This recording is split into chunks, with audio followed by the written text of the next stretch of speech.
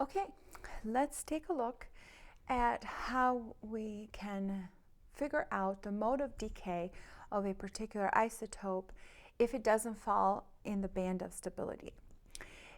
Follow along with me in graph 16 or on to slide 16.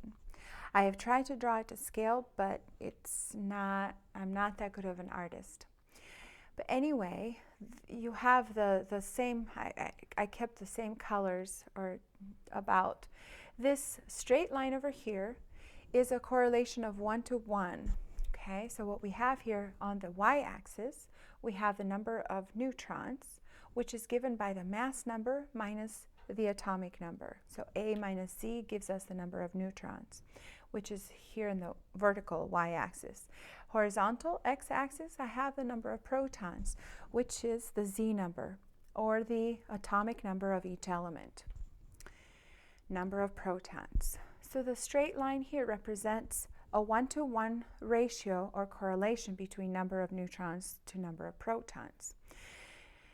We find that there's a direct 1-to-1 ratio between neutrons and protons up until about element 20, which is calcium, which means that for every proton that we add, we also add only one neutron.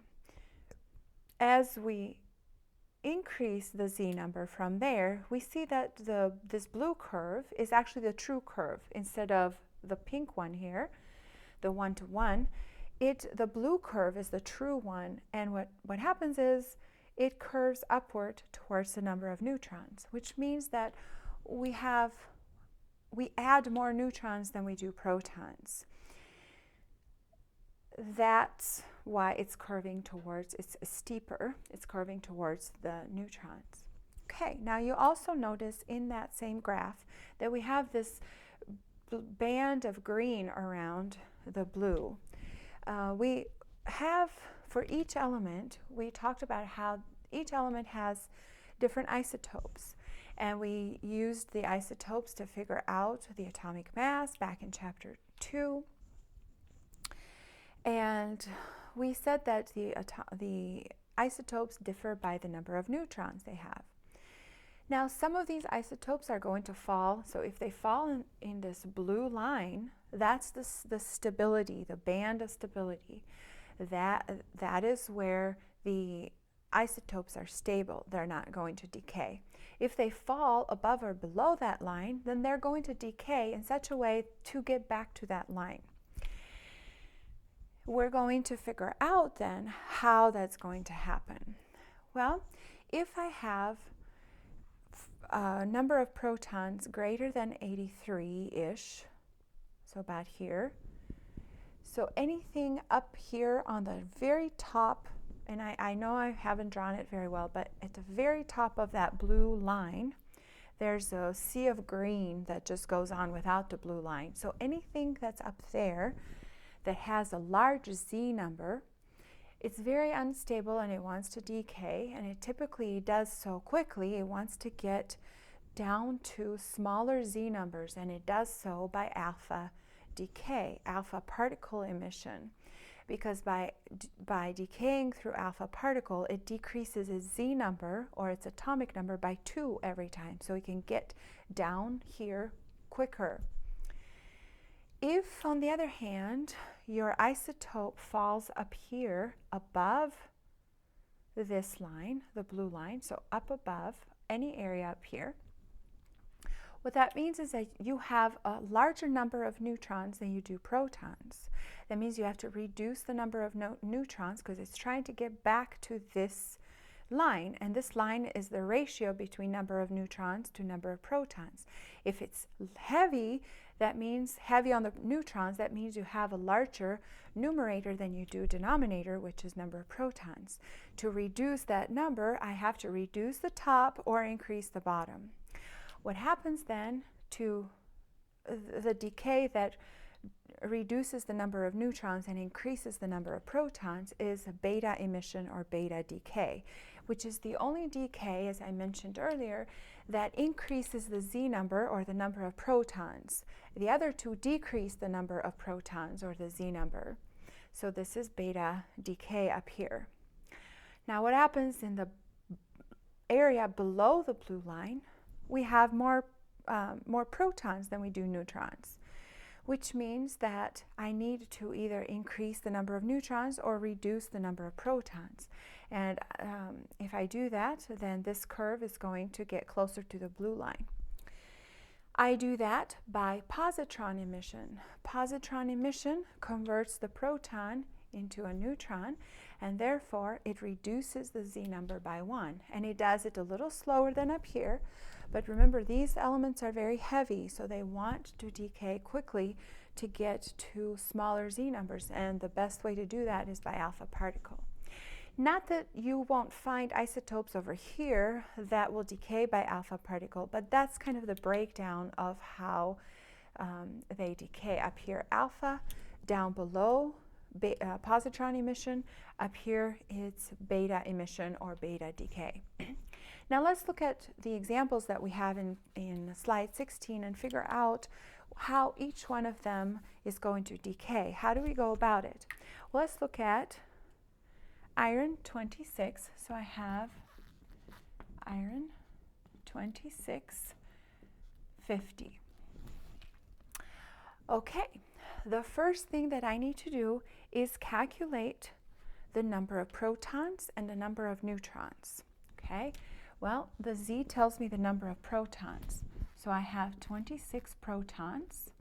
And then to figure out the number of neutrons, I subtract this number by the top number, which gives me 24. So I have 24 neutrons. Okay, very simple, right? Nothing new. We know how to figure out how to find the number of protons if we have Z.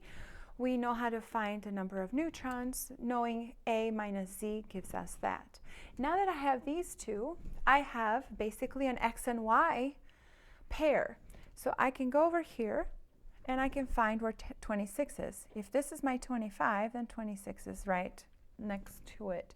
And 24, if this is the middle, 24, I'm just a little below.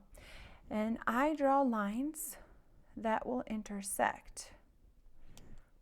And hopefully I have done it correctly. Yep, so they intersect right there.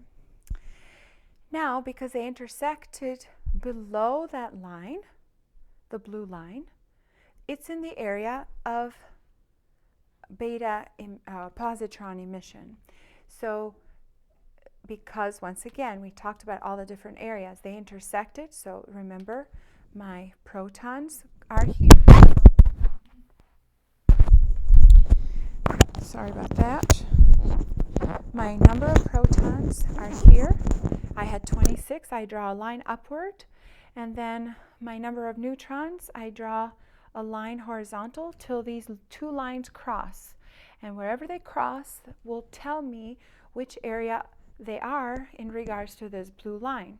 Because these are below, we said that's positron emission. And therefore, iron is going to decay by positron emission. And if I were to write this out, I would say, so iron 26 and 50 is going to decay by positron emission, which is a beta plus 1, 0, plus, okay, 26 has to equal 1 plus x, so x has to be 25, right? 25 plus 1, this is 26, equal to 26, and this is manganese, okay, and 50 equals 0 plus x, this will be 50. So this is what it decays into. Okay, let's look at the next one. We have iron 60 this time. So we have iron 26. It's still 26 because, once again, isotopes change by the number of neutrons, not protons. But instead of 50, now I have 60.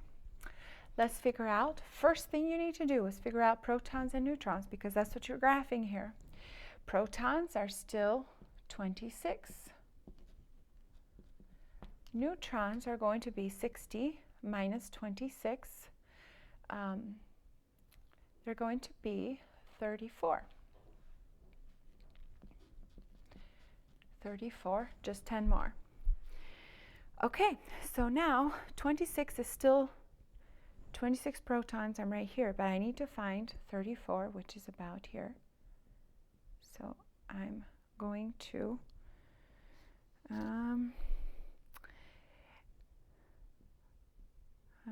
be right above here. I know if you do it in that particular graph, you'll do it much better, but I am supposed to be above this line, just slightly above, which means that I'm now in the beta decay. This was positron emission, this is beta decay, which means that if I were to write this equation out, so 60 and 26 will give me beta decay a -1, okay, which increases the Z number, and it will give me 26 plus a 1, or -1 plus X, which if you do the math will give you a 27, which is cobalt 27. And then because this is 0, cobalt is also going to be 60 here. Okay, this is how the first two are going to decay. Let's look at the next one. I have bismuth 83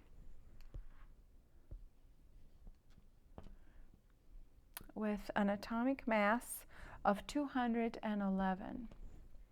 Okay, once again, first thing I need to do is figure out protons and neutrons. Protons are the same as my Z, 83 protons.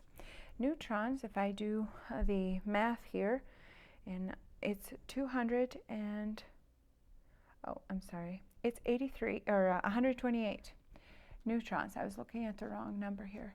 128 neutrons. Okay, so now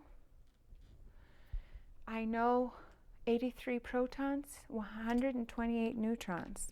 Okay, so if I were to go over here, it would be, if this is half, it would be right about here. And if I drew a line all the way up, straight up here, and 128 would be up here, I would be in this area above my curve. And that, we said, is the alpha decay area. This is a heavy element, all of them, so anything above or around 83 and above is going to quickly decay by alpha. So if we were to write this reaction, we'd have 211 bismuth 83 decays, we said, by alpha 4 and 2. 4 is on top, 2 on the bottom. 83 minus 2 gives me 81, which is, let's see, TL. And then 211 minus 4 gives me 207. Okay, I am going to erase this real quick, and then we're going to do the last three. This is how you figure out how to do these problems. You have to very methodically first do a quick count of the protons and neutrons, and then draw lines where those lines intersect. You're going to figure out by where the area that you fall into. That is going to tell you which decay is going to happen.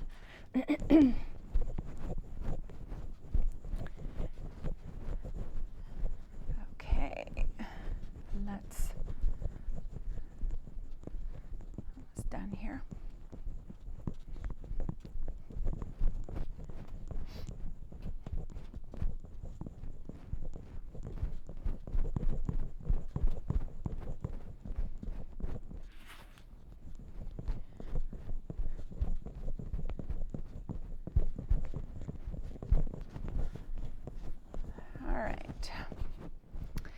So now let's take a look at the last three. So I have carbon, which has 6 protons, carbon 14. Let's take a look. Number of protons is 6, and number of neutrons is 14 minus 6, 8 neutrons. Okay, so if I go over here and I look at, if this is 5, I'm going to be a little bit off there. So 6 protons. I go up, and 8 neutrons. I'm going to be just a little slightly above that line. Once again, my little intersections aren't working the best, and that's because I had to draw this myself. But it's above the line, which means that it's going to be a beta decay. And let's write what this element, the new element, is going to be. So if this is going to decay by a beta decay, remember this is -1, and it increases, right? It increases by 1. 6 plus a 1, so this would be 6 equals -1 plus x. This -1 goes on the other side, and it becomes 7. And that's element, that's nitrogen. And then the top number is not going to change, that's 14. Okay, so it decays to nitrogen. Note that it increased the proton, which means it decreases the neutron to the proton ratio, because neutron is the numerator, protons is the denominator, and by increasing the bottom number, it decreases the ratio, meaning it's moving below, or it's lowering itself towards this line. Okay. Let's look at the next one. I have thorium, 90 and 230. Okay, so if I look at, I have 90 protons and 140 neutrons.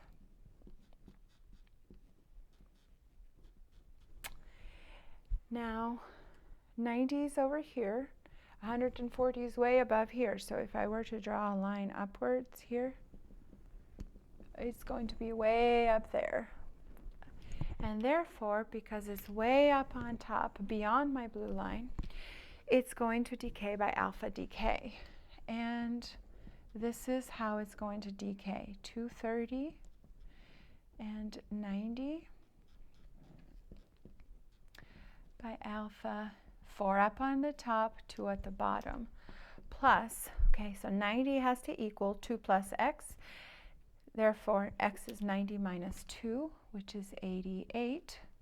This is going to be 230 minus 4, 226, and that is radon, if you look it up in the periodic table. So that's what it decays to. And then radon is going to continue to decay by alpha decay, so that it lowers that Z by 2 every time. And it's going to keep going till it hits a stable nucleus, typically lead. Okay, then let's look at the last problem. I have magnesium, 12, 23. Okay, let's figure out number of protons is 12. The number of neutrons is 23 minus 12, which gives me 11 neutrons. Okay, so if I come over here, and this is 15, this 12 is going to be about here, and then 11 is going to be just over. So if I draw a line to where 12 is, oops, as you can see, I'm meeting right over here, which is below the blue line. Because it's below the blue line, to get to the blue line, it needs to increase the number, or to decrease the number of protons. And it does decrease the number of protons by positron emission. And let's see how it does that. 12, 23, Positron emission is a beta with a +1 and a 0. Okay, plus 12 minus this 1 will give me my x. So if this is 12 equals 1 plus x, x will be 12 minus 1, which means it's 11. And then the top number is 23, and that is going to be sodium. So it decays to sodium 23, and it's more stable. Okay, this is how we do these types of problems when we have to look at the graph of the band of stability if we're given the isotope, and then we calculate number of protons, number of neutrons, we draw lines, we see where we fall on the line. If you fall right on the blue line, then you're there. It doesn't decay because it's stable. If it's up on top here, that's alpha decay. If it's below the line, it's beta or positron emission. If it's on the top, then it's of the line, then it's beta decay. If you have any trouble with this, please don't hesitate to ask me. I will erase this, and then we will continue on with the other problems that are found in Chapter 20.